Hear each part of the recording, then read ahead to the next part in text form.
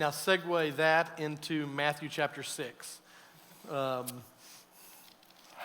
Matthew 6. Okay, well, Matthew 6 is the passage that the treasure principle, my little book, is based on. But essentially what it's saying in verse 19, Jesus says, "Do not store up for yourselves treasures on earth, where moth and rust destroy, and where thieves break in and steal." Notice his argument. Why is he telling them don't store up for yourselves treasures on earth? Well, because they're not going to last. In other words, it's not simply that it's the wrong thing to do, it's the stupid thing to do.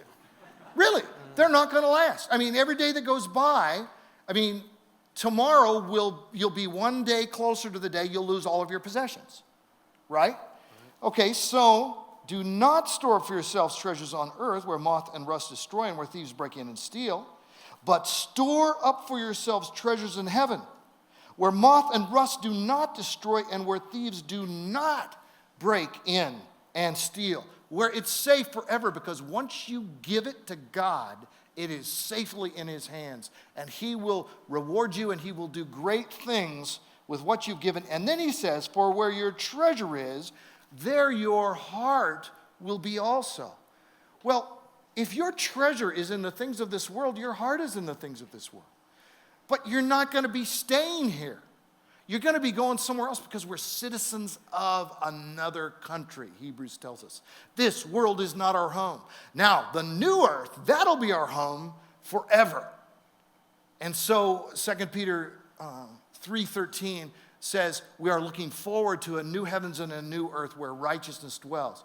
So the person who spends his life storing up treasures on earth, every day of his life, that person is heading away from his treasures. But Jesus says, turn it around.